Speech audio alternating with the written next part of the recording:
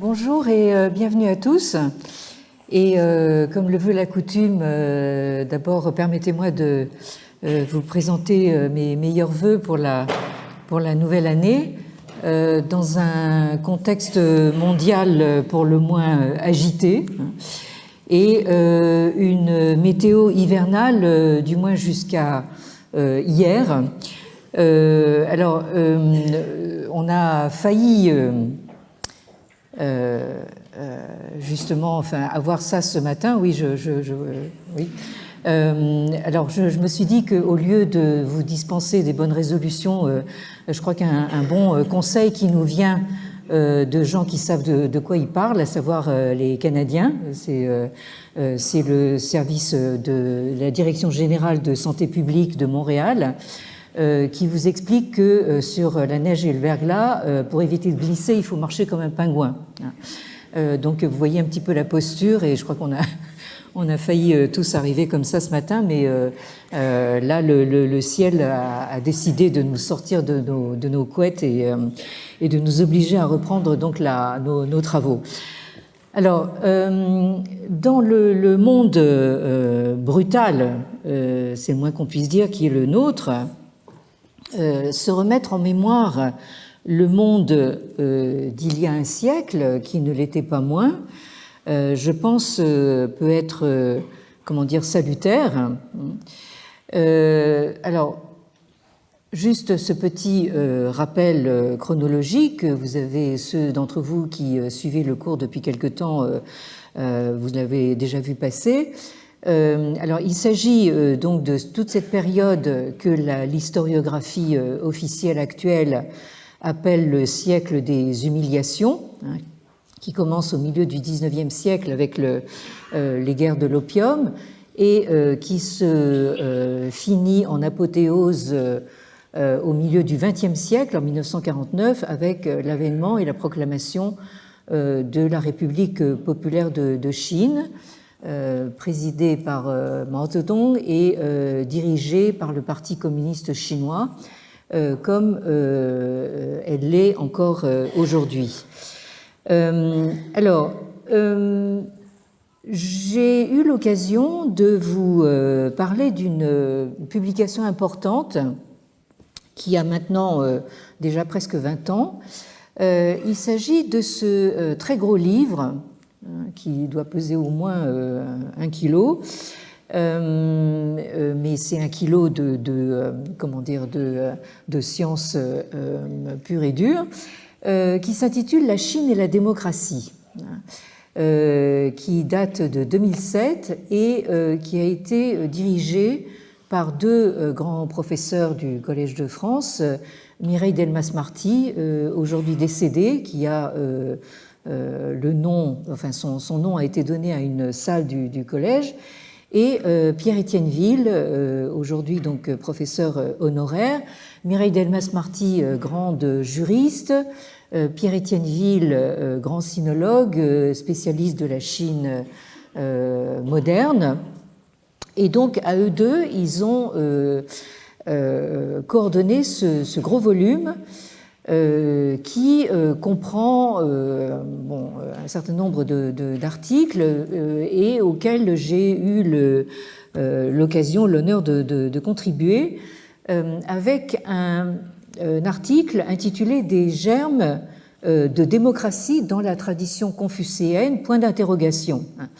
Alors 2007, ça nous renvoie donc il y a 20 ans, au moment où la Chine connaissait une période de relative ouverture à la suite de la réforme économique lancée par Deng Xiaoping au sortir de la période maoïste.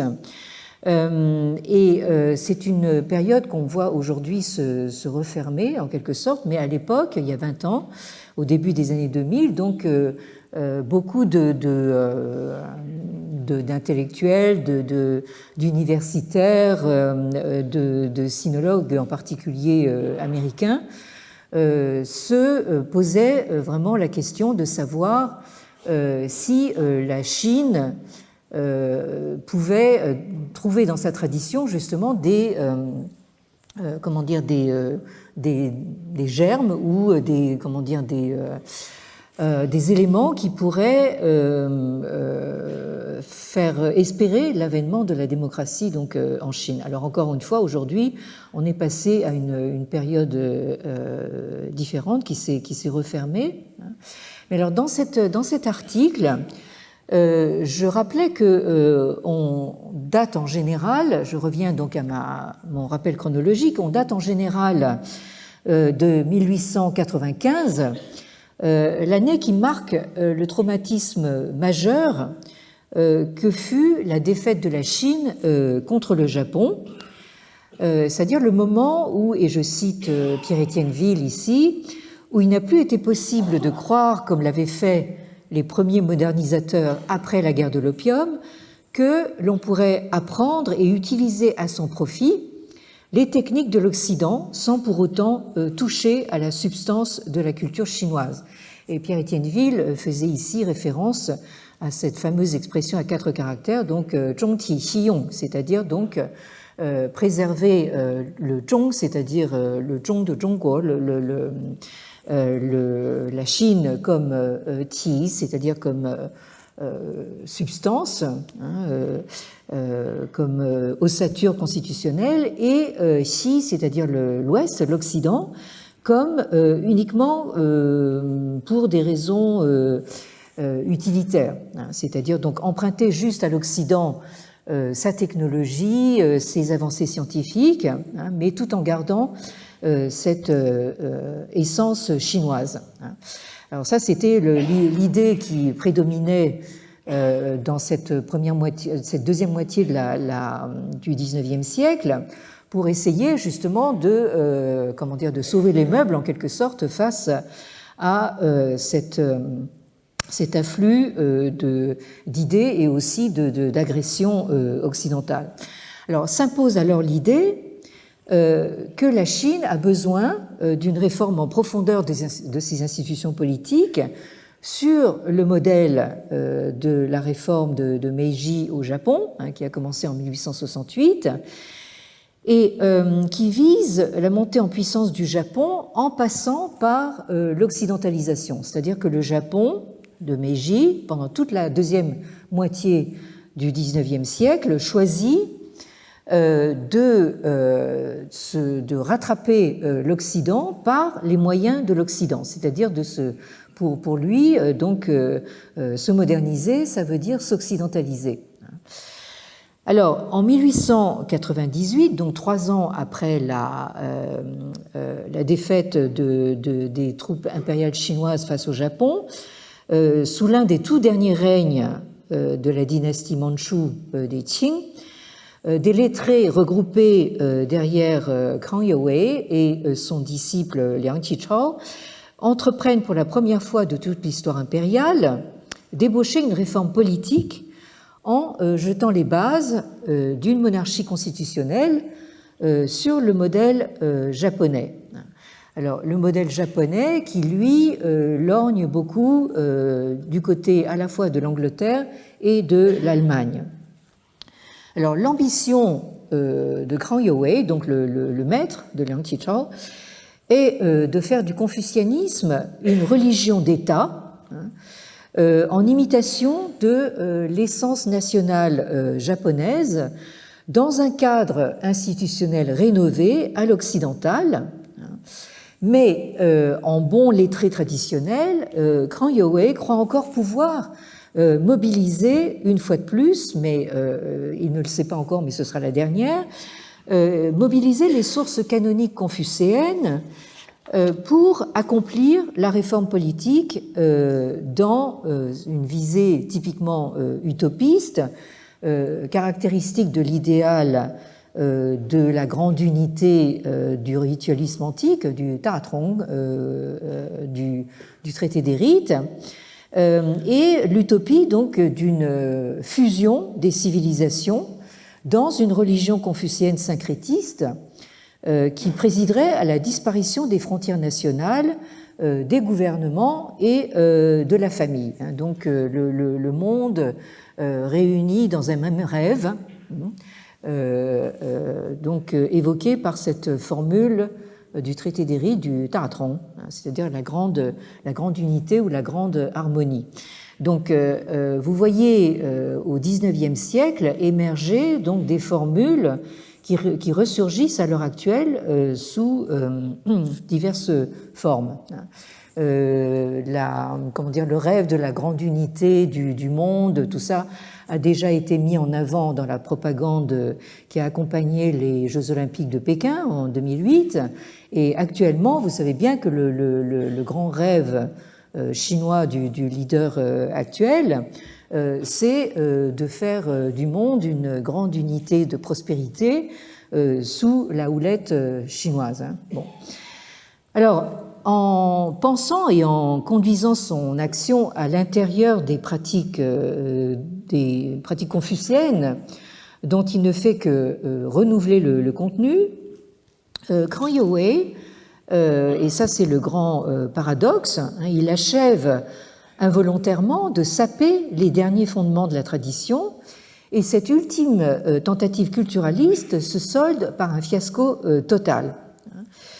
Comme on l'a vu, donc le mouvement de réforme de 1898 est un échec, et on peut dire que alors que le Japon a su dès 1868 négocier le virage de Meiji, la Chine, elle, a raté la marche 30 ans plus tard, de 1898, en continuant à se référer à une tradition canonique qui ne permettait pas de mettre en place un véritable État-nation.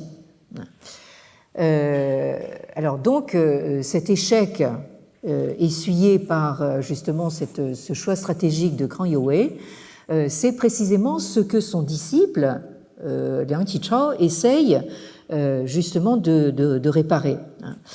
Alors cet échec du côté traditionnel laisse une véritable béance dans la construction du politique que chercheront à combler les révolutions successives du XXe siècle. Vous avez sur ce rappel chronologique, vous constatez que à partir donc de 1911, vous avez déjà une première révolution au début du XXe siècle qui installe le premier régime républicain dans l'histoire chinoise, et puis ensuite tout le XXe siècle, c'est une histoire de révolution, guerre civile, etc. Et de fait, le mouvement politique d'opposition à la dynastie mandchoue se radicalise à la suite du fiasco de cette réforme de 1898 qu'on a appelé les 100 jours de la réforme.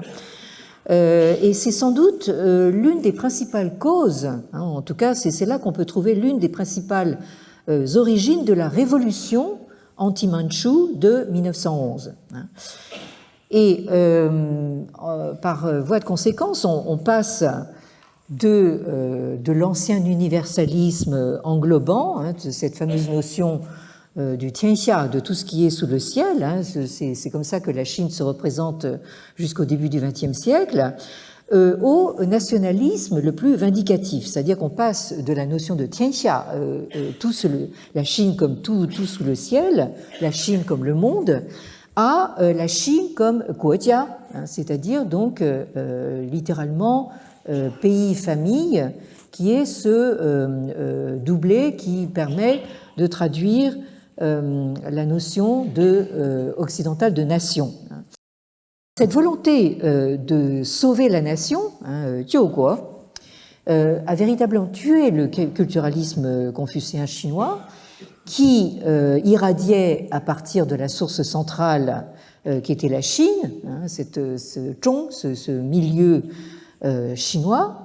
Et il n'est que de voir le contraste entre l'universalisme canonique d'un Krang Yo-wei et une génération plus tard, la foi en l'État-nation d'un Chen Duxiu, donc futur fondateur, comme on l'a vu, du Parti communiste chinois, qui, dans un texte fameux de 1916, stigmatise l'éthique confucéenne comme obstacle aux notions d'indépendance et d'autonomie individuelle indispensables, selon Chen Duxiu, à l'édification d'un État constitutionnel moderne.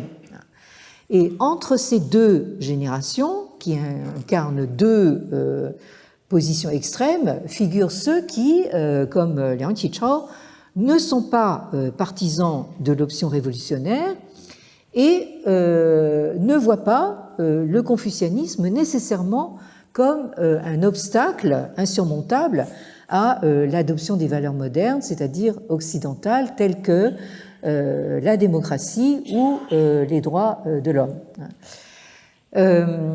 Donc, Liang Qichao, on l'a assez dit, donc c'est un disciple direct et même le grand disciple de Krang Yo-wei, qui, après l'échec de 1898, jure tous ses grands dieux de ne plus parler des classiques confucéens.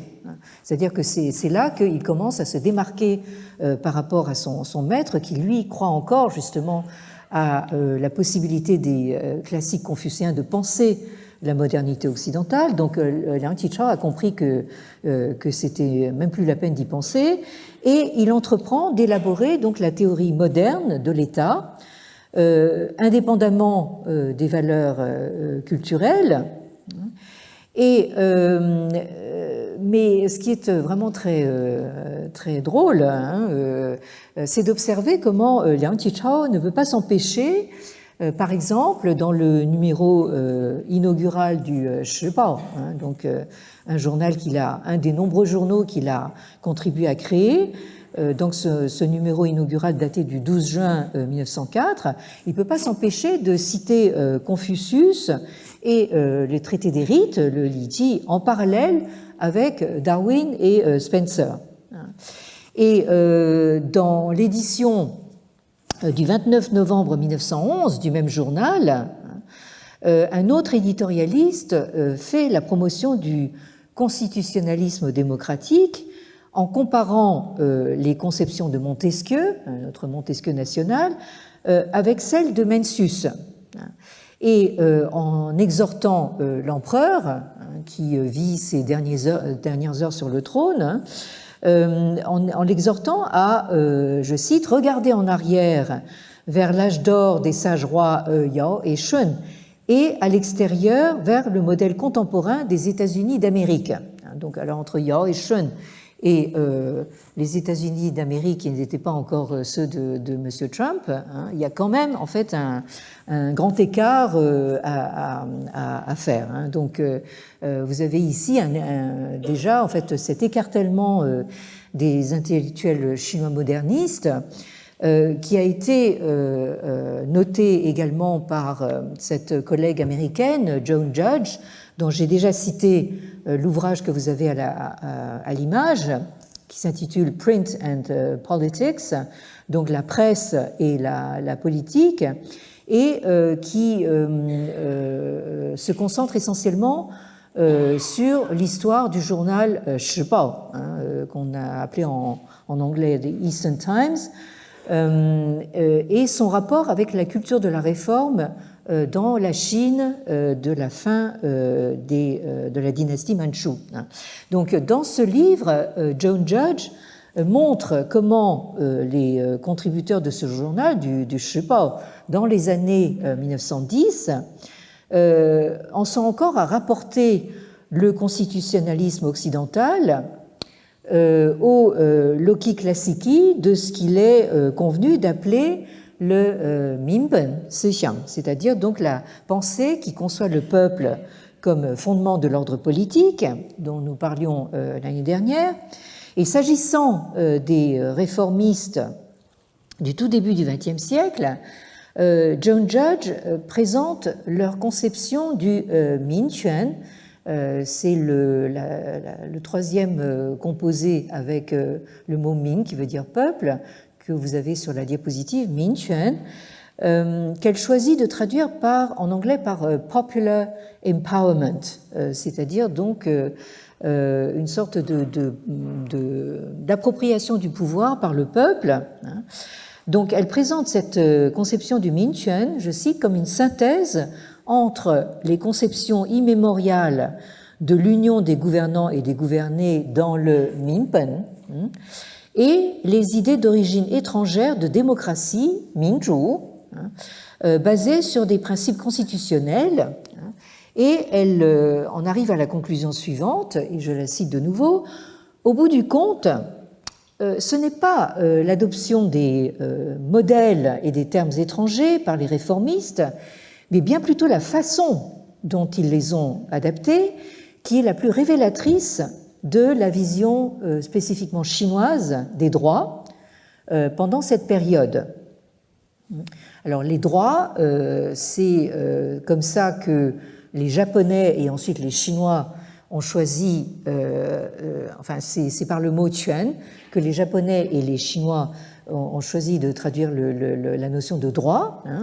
On aura l'occasion de rappeler que ce mot Quan est un mot ancien qui désigne à l'origine une balance, donc, qui permet justement d'arbitrer, d'équilibrer le jugement, et qui, dans le vocabulaire moderne, introduit d'abord par les Japonais, introduit justement cette notion de ce que John Judge appelle empowerment, c'est-à-dire en fait une capacité de juger qui vous donne un certain pouvoir.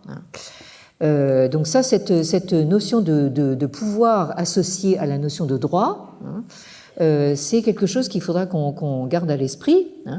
Et je termine la citation de John Judge, et ce n'est pas la nouveauté audacieuse de leurs revendications, de ces réformistes, mais bien les échos traditionnels qu'elle continue d'évoquer qui suggèrent le véritable potentiel de développement d'un pouvoir du peuple dans la Chine du début du XXe siècle.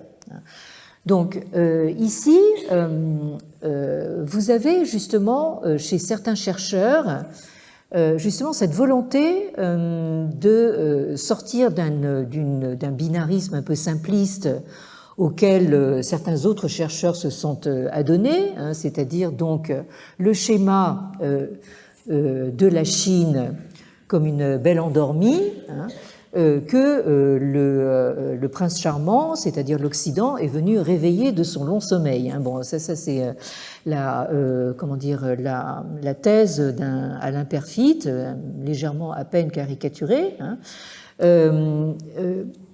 Alors que ici, ce qui est montré, c'est que en fait, nos réformistes sont des gens qui évidemment sont eux-mêmes formés aux classiques confucéens traditionnels. C'est le cas de Liang Qichao, qui a été tout à fait formé à passer les concours mandarinaux, qui n'a pas passé parce que, justement, ces concours ont été supprimés en 1905. Mais ce sont des réformistes qui non seulement essayent, comme j'ai dit tout à l'heure, de sauver les meubles en se raccrochant à leurs références anciennes, mais ils essayent véritablement de repenser donc la modernité occidentale qui leur arrive dessus, si vous me permettez cette expression un peu prosaïque, parce que c'est véritablement une espèce de tsunami qui leur arrive dessus.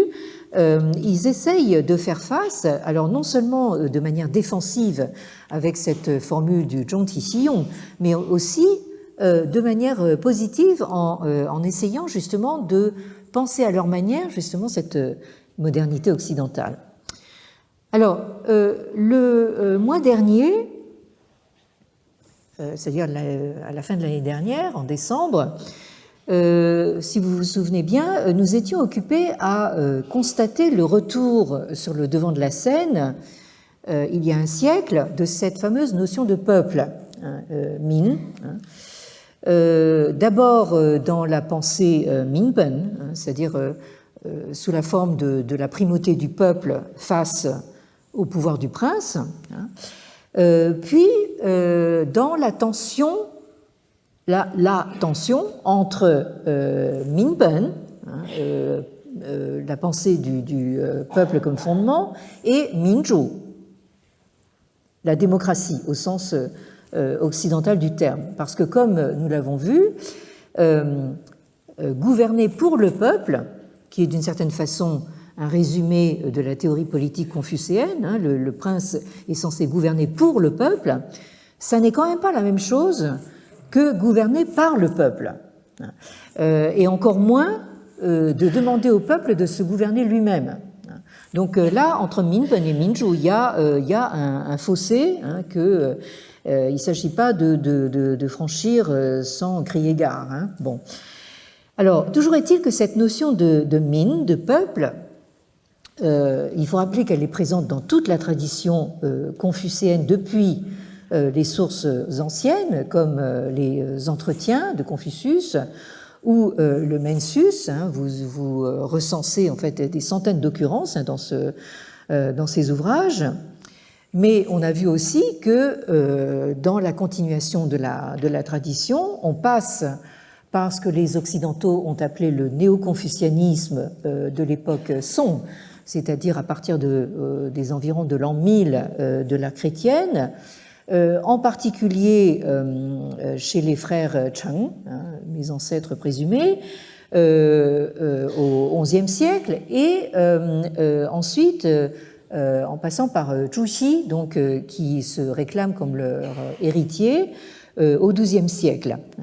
Donc on a vu que les frères Chang, et suivis de Zhu Xi, introduisent par une sorte de coup de force exégétique la notion de Xinmin, c'est-à-dire donc de renouveler le peuple, hein, à la place du Qinmin, hein, qui veut dire donc être proche du peuple dans la formulation de la grande étude hein, du Daxue, donc de texte rendu canonique par le même Zhu Xi.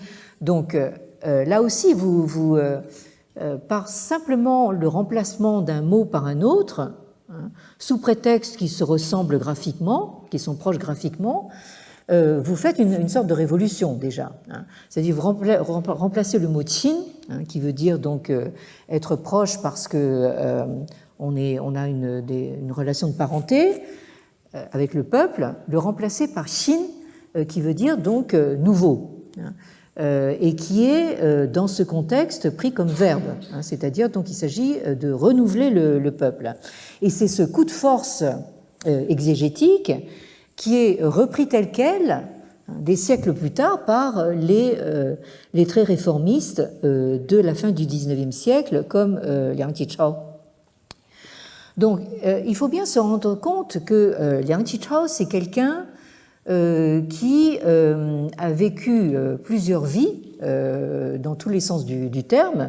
D'abord, enfin, comme je le disais la dernière fois, en fait, c'est quelqu'un qui a eu plusieurs périodes. D'abord, il faut distinguer bien sûr la période avant 1898, avant le mouvement de réforme, où là, il suit comme son ombre son maître Krang Yue. Et après l'échec de cette tentative de réforme, Liang Qichao se retrouve donc en exil au Japon, où là, il y a toute une période de sa vie qui est probablement la période la plus productive, où il absorbe vraiment à la louche tout ce qu'il peut à travers justement les traductions japonaises, tout ce qu'il peut de l'apport occidental. Hein. Et puis ensuite, vers la fin de sa vie, Liang Qichao prend un peu ses distances par rapport justement à l'engagement politique, hein, parce que justement il a bien conscience qu'il échoue de ce côté-là et se replie hein, sur justement au fond ses chers classiques. Hein. Donc il y a une sorte de mouvement dialectique où au départ, il mise comme Krang Yue sur les classiques, ensuite il les renie et puis ensuite il y revient. Hein. Alors, cette transition entre la figure du lettré traditionnel formé au classique et au concours mandarino, hein, et de l'autre côté un intellectuel public au sens moderne et occidental du terme, hein, c'est quelque chose que décrit très très bien notre collègue de l'EHESS, Yves Chevrier, dont j'ai eu l'occasion plusieurs fois de signaler les travaux, mais je pense que cet article qui date de 1984, qui est assez ancien, mais qui est toujours totalement d'actualité, est celui qui vous fait comprendre le mieux ce qu'est cette transition. C'est un article qui s'intitule « Chine, fin de règne du lettré, point d'interrogation, politique et culture à l'époque de l'occidentalisation », paru dans la revue thématique Extrême-Orient, Extrême-Occident numéro 4. C'est l'occasion pour moi de vous rappeler la parution très récente de cet énorme monument d'Yves Chevrier en 2 volumes qui font plus de 1000 pages chacun, 2 volumes qui portent le titre commun de l'Empire terrestre, histoire du politique en Chine au XXe et XXIe siècle, et où il découpe, enfin, disons, il distingue justement 2 grandes périodes qui correspondent à chacun des deux volumes. Une première période qui va précisément de 1895 jusqu'à 1976, c'est-à-dire la fin de la Révolution culturelle, et ensuite le 2e volume entièrement consacré donc à la période contemporaine qui va de 1977, c'est-à-dire donc le début justement de la réforme économique jusqu'à nos jours. Alors, si les réformistes, comme les révolutionnaires, parmi justement ces lettrés convertis en intellectuels, défendent les concepts de pouvoir du peuple et d'État-nation, ils les appréhendent cependant d'une façon toute différente. Là, vous avez véritablement un clivage entre la position réformiste qu'incarne Liang Qichao et le parti pris révolutionnaire contre lequel il s'emploie dans un premier temps à ferrailler. Alors, pour les réformistes, le pouvoir du peuple, ce fameux Minquan, désigne le partage du pouvoir politique entre le prince et le peuple sous un régime constitutionnel monarchique. Et pour eux, le nationalisme consiste dans la volonté d'établir un État-nation indépendant, capable de défendre sa souveraineté pour traiter sur un pied d'égalité avec les autres nations. Bon. Alors, évidemment, je ne pense pas que Liang Qichao aurait pu deviner qu'un siècle plus tard, on se retrouverait dans la même situation. Hein. Bon. Les problèmes très graves de souveraineté et d'empiètement complètement brutal et illégal sur la souveraineté d'une nation indépendante. Bon. Si vous n'étiez pas sous la couette pendant tous ces jours de neige, vous aurez suivi l'actualité à laquelle je fais allusion ici. Alors, l'adoption d'une constitution monarchique nécessite, selon Liang Qichao, une véritable rénovation de la mentalité du peuple. C'est ça qu'il entend par son Xinmin. Et à cette fin, il tente de faire connaître à ses compatriotes de grands penseurs occidentaux qui ont contribué à la transformation de la société en introduisant les notions de liberté, d'égalité, de contrat social et de démocratie que lui, Liang Qichao, a découvertes au Japon. Et il s'en inspire pour forger les concepts de nouveaux peuples ou de nouveaux citoyens, Xinmin.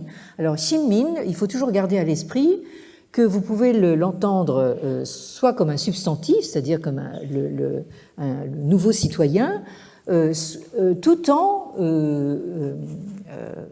gardant en mémoire justement la valeur verbale. C'est-à-dire c'est le nouveau citoyen tel qu'il s'agit de le rénover, c'est-à-dire tel qu'il faut changer l'homme justement pour arriver à faire un homme nouveau qui ne soit plus un sujet de l'empereur, mais un citoyen.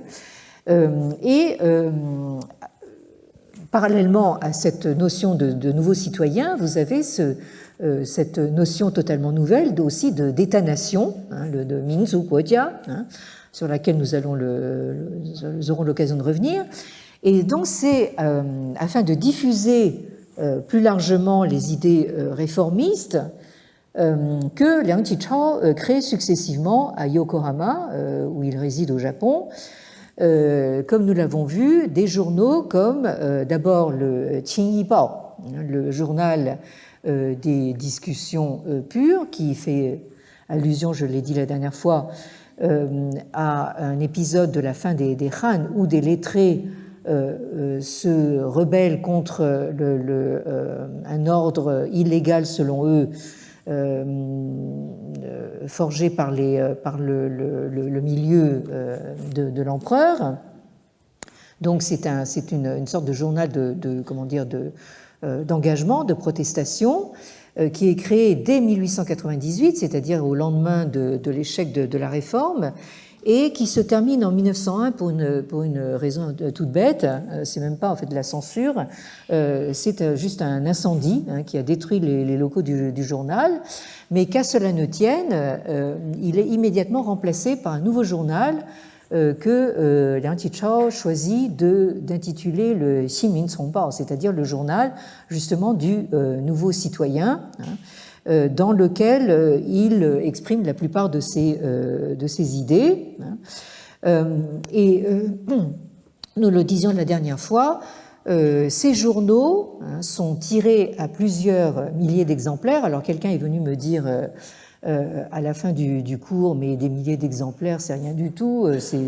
Mais il faut se rendre compte de ce que c'est que les journaux, il y a un siècle, dans le contexte chinois de l'époque, un tirage ne serait-ce qu'à 10 000 exemplaires, c'est énorme. Donc, bon, alors le citoyen français qui vient me trouver en me disant mais là le moindre journal que nous avons aujourd'hui tire à beaucoup plus que ça, mais oui, mais je veux dire, il faut comparer ce qui est comparable. Bon, alors ce qu'il faut retenir, c'est que ces journaux qui se tirent quand même, qui ont un gros tirage, sont également distribués clandestinement en Chine. Et évidemment, chaque exemplaire de journal est lu par des centaines de lecteurs, c'est-à-dire un seul exemplaire est lu par au moins une centaine de Chinois, donc faites le calcul. Bon. Alors, ces idées sont également diffusées dans la presse en Chine même. Vous avez de grands journaux comme le Dongfang Zhazhi, le magazine d'Orient, qui est un mensuel de Shanghai, le Shenpao, dont on a parlé la dernière fois, qui est également un journal de Shanghai, et le Dagongbao, un journal de Tianjin, qui sont des périodiques extrêmement influents à l'époque, et qui reprennent à l'envi donc les éditoriaux de Liang Qichao, parce qu'il ne faut pas oublier que le mouvement constitutionnaliste a été animé et soutenu par des notables qui lisent avidement les éditoriaux de Liang Qichao et qui s'en inspirent justement pour leur action politique. Et alors c'est donc dans ce Ximin Congbao que dès le début du journal, Liang Qichao lance une série de 20 articles qui paraissent sur une période de plusieurs années, à partir de 1902 jusqu'à 1906, une série de 20 articles sous le titre du Ximin Shuo, c'est-à-dire donc le shuo, c'est littéralement le fait de dire, mais en fait ce sont des propos, ou on pourrait dire un discours sur le renouvellement du peuple ou sur le nouveau citoyen. Et c'est très intéressant à lire. Alors c'est mis bout à bout, ces 20 articles comptent plus de 100 000 caractères. Ça fait quand même en fait un texte assez conséquent, qu'il est très intéressant de lire parce que vous voyez justement la pensée et les recherches de Liang Qichao en train d'évoluer au fil des années, puisque en fait il livre à chaud ce qu'il lit, l'effet que ça a sur lui, et ce qu'il en conclut, et notamment ce qu'il en conclut pour l'avenir de la Chine selon lui. Et donc, vous avez ici une série de textes qui sont tous rédigés avant la grande bascule de 1911, de la révolution de 1911, qui met au pouvoir Sun Yat-sen à la tête de la Première République chinoise. Et ce sont des textes qui proposent une sorte de feuille de route destinée à transformer le système dynastique traditionnel chinois en un État-nation de type occidental. Alors, vous voyez comment se passe pratiquement au jour le jour le passage du familialisme traditionnel. Vous savez que la société chinoise est construite autour de l'entité familiale, et c'est à partir de cette entité familiale que, par cercle concentrique, on élargit donc le groupe humain au pays et ensuite au monde entier. Ça, c'est le schéma de la grande étude. Donc, on passe de ce schéma-là au nationalisme européen, c'est-à-dire donc à un ordre du monde qui est fondé sur un ensemble d'États-nations qui sont tous indépendants les uns des autres, en principe. Bon. Et on passe aussi d'une identité communautaire fondée sur les relations sociales et familiales à une identité nationale qui est motivée politiquement. C'est effectivement, là, il y a toute une révolution à faire d'état mental, de mentalité, entre quelqu'un qui se perçoit comme, au fond, un membre d'une famille, éventuellement d'une grande famille, c'est-à-dire l'empire chinois, sous la tête justement du chef de famille qui est l'empereur, passer de ça au statut de citoyen, c'est-à-dire de ce que nous sommes en principe, de quelqu'un qui fait partie du corps sociopolitique de la nation et qui donc se sent responsable de la gestion et de l'avenir de cette nation. Il y a un fossé énorme que Liang Qichao s'emploie justement à faire franchir à ses concitoyens. Et il s'agit aussi de passer de cette représentation culturelle du Tianxia, tout ce qui est sous le ciel, à cette représentation politique de l'État-nation.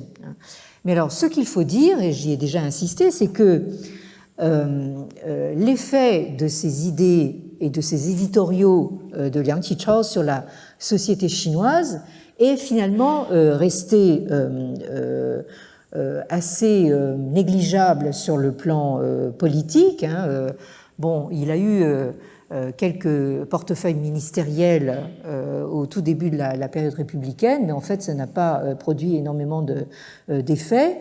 L'effet qu'il a produit et qu'il a laissé derrière lui, c'est véritablement dans l'ordre des idées, à tel point que, justement, c'est à lui que nous revenons un siècle plus tard, puisque c'est avec lui que nous voyons se passer sous nos yeux, encore une fois au jour le jour, ce moment de bascule, c'est-à-dire ce moment où la Chine essaye de sortir de l'ordre impérial qui est resté en place pendant 2000 ans, et qui a le choix entre divers modèles politiques. C'est-à-dire qu'elle aurait pu aller justement du côté de la réforme.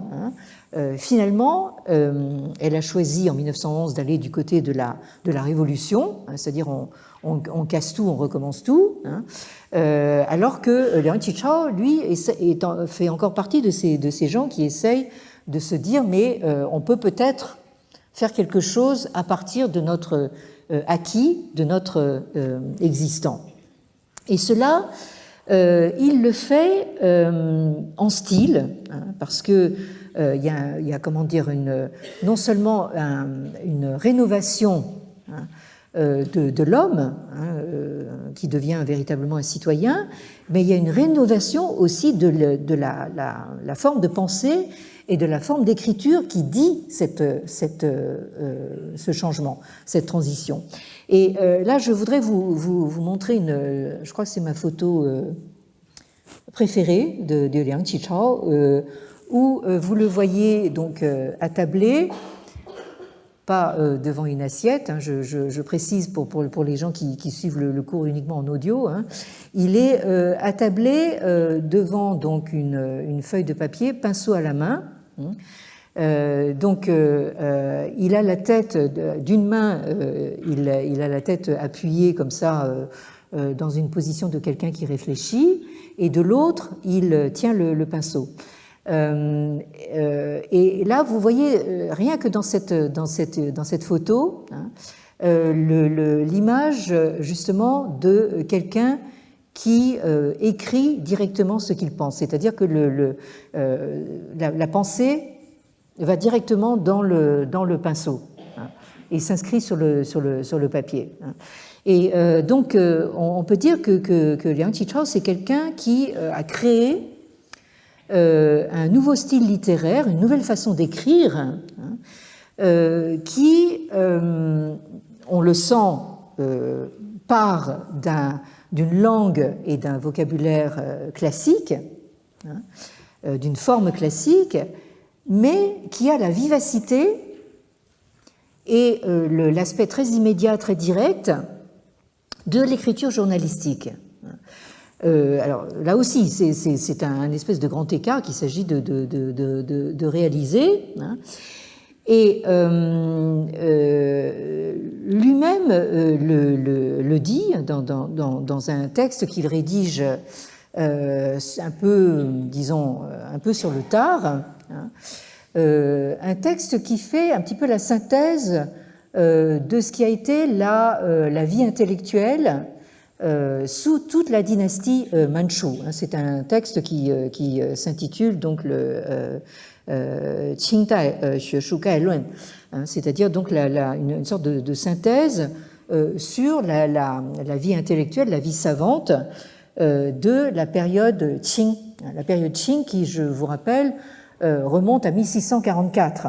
Les Mandchous renversent la dynastie chinoise des Ming et s'emparent du pouvoir en 1644, alors que nous, Français, nous étions encore sous Louis XIV. Hein. Bon, donc, vous voyez un petit peu la dimension qu'a prise cette dynastie mandchoue qui a duré donc du XVIIe jusqu'au début du XXe siècle.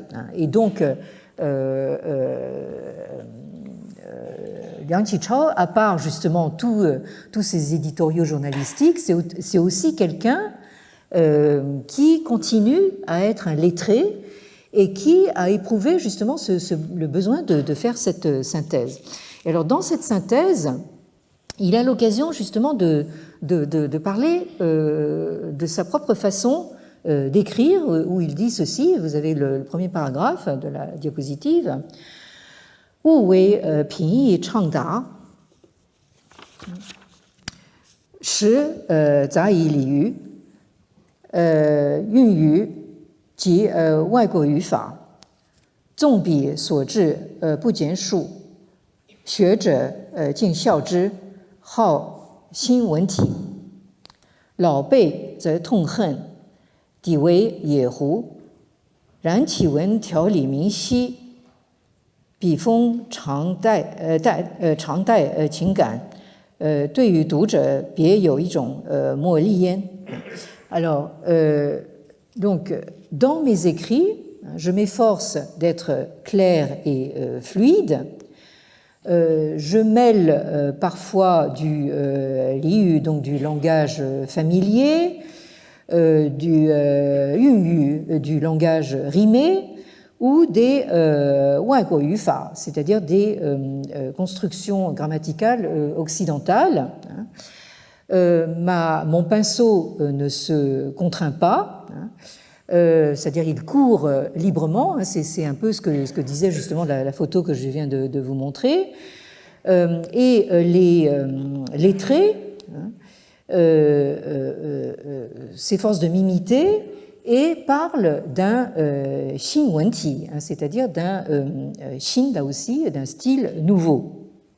Alors, Lao Bei, hein, c'est mes aînés, hein, c'est-à-dire ceux qui sont des générations précédentes, me détestent, me haïssent et me traitent de renard sauvage, hein, parce qu'évidemment, enfin, la vieille génération très conservatrice qui, elle, est uniquement formée justement au classique, ne supporte pas justement ces ajouts de langage familier, comment dire, et surtout de formules occidentales. Là, vous verrez dans les textes de Liang Qichao, vous avez quelquefois carrément, enfin, des expressions en anglais dans le texte ou en français dans le texte, hein, et ça c'est totalement insupportable pour les gens de la vieille génération. Et on va voir, enfin on l'a déjà vu d'ailleurs à ce propos, comment dire, l'irritation qu'éprouve quelqu'un comme Yan Fu, qui est justement fait partie de ces Lao Bei là, qui lui écrit dans un chinois purement classique, hein, même en traduisant justement des œuvres occidentales, hein, et qui trouve que le style de Liang Qichao est absolument insupportable. Hein, donc, mais n'empêche que ces articles sont clairs et pleins de sentiments, et ils exercent une sorte de moali, hein, c'est-à-dire une sorte de magie sur les lecteurs. Et alors vous pourriez dire, effectivement, Liang Qichao, on a quand même l'impression que, certes, c'était quelqu'un de génial, je pense qu'on l'a assez compris, mais qu'il savait, enfin, qui en était conscient, mais enfin, je veux dire, on peut comment dire, être... Je dis toujours qu'on peut se permettre d'être prétentieux si on le mérite. Hein. Bon, mais c'est pas le cas de tout le monde. Bref.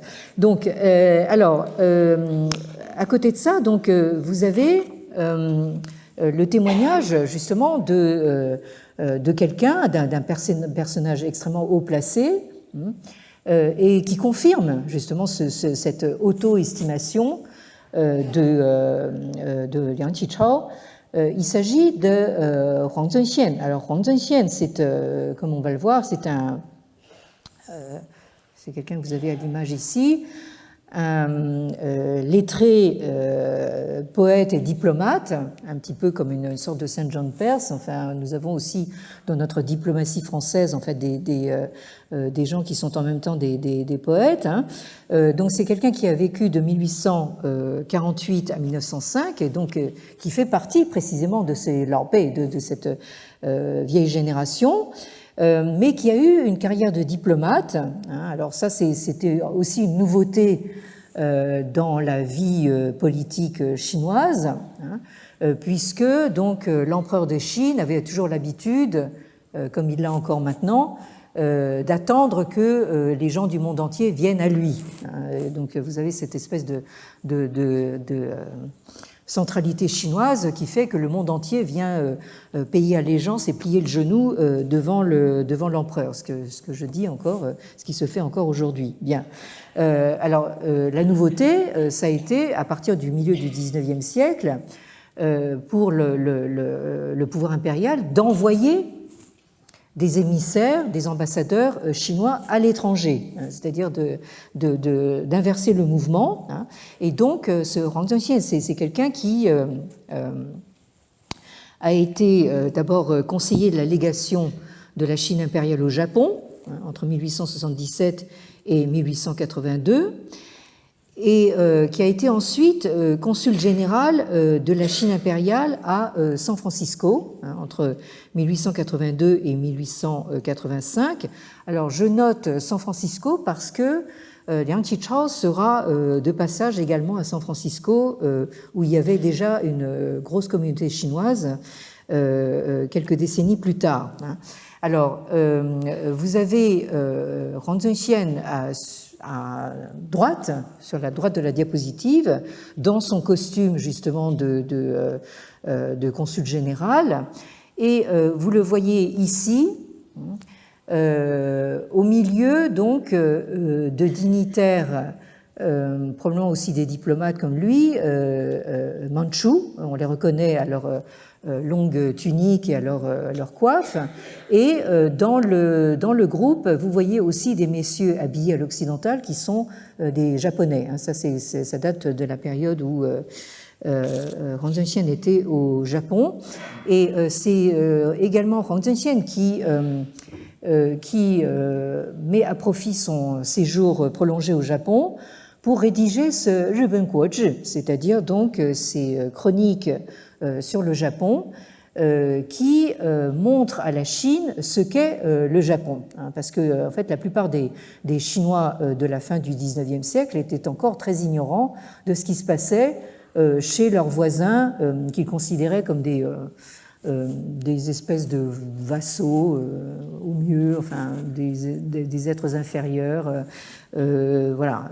Et donc là, en fait, vous avez des gens éclairés qui montraient qu'en réalité, le Japon était à l'époque beaucoup plus avancé.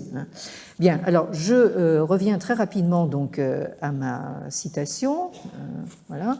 Que je vous lis rapidement. Donc,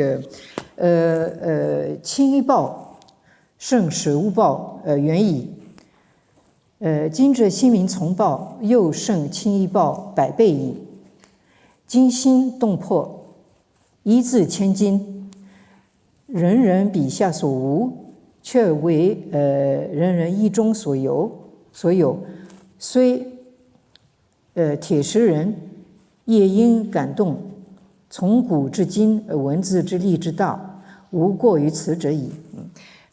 Donc le Qing Yu Bao dépasse de loin le Shi Wu Bao. Donc là, Huang Zhenxian fait allusion donc à des journaux créés par Liang Qichao, et l'actuel Xinmin Congbao surpasse encore au centuple le Qing Yu Bao. C'est totalement bouleversant. Ça frappe l'esprit et le cœur. Chaque mot, chaque mot vaut 1000 pièces d'or. Ça vaut de l'or. On n'y trouve rien de ce qui a déjà été écrit, mais tout ce que chacun pense en son fort intérieur. Donc c'est à la fois quelque chose qui nous touche tous, universellement, mais que personne n'a jamais écrit comme ça. Même un homme au cœur de fer ou de pierre ne pourrait rester insensible à cette écriture. Depuis l'Antiquité jusqu'à nos jours, jamais la puissance de l'écriture n'a atteint un tel sommet.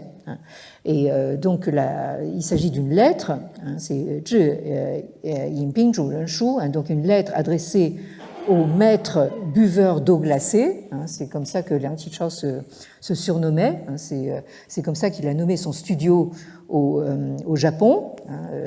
J'ai expliqué la dernière fois ce que ça signifiait, c'est-à-dire que c'est quelqu'un qui porte en lui un feu intérieur tel que même de l'eau glacée n'arrive pas à l'éteindre. Et la lettre est datée de la 28e année de l'ère Guangxu, c'est-à-dire donc de 1902 au mois d'avril. Donc là, vous voyez un petit peu quel est justement ce projet de rénovation de fond en comble auquel Liang Qichao s'attelle, avec cette notion pleine et entière de Xin, c'est-à-dire de nouveauté qui tombe à pic, puisque nous entrons dans une nouvelle année que je vous souhaite de nouveau des plus fastes. Maintenant que nous sommes sortis des risques de chute, faites attention jusqu'à la semaine prochaine et à bientôt.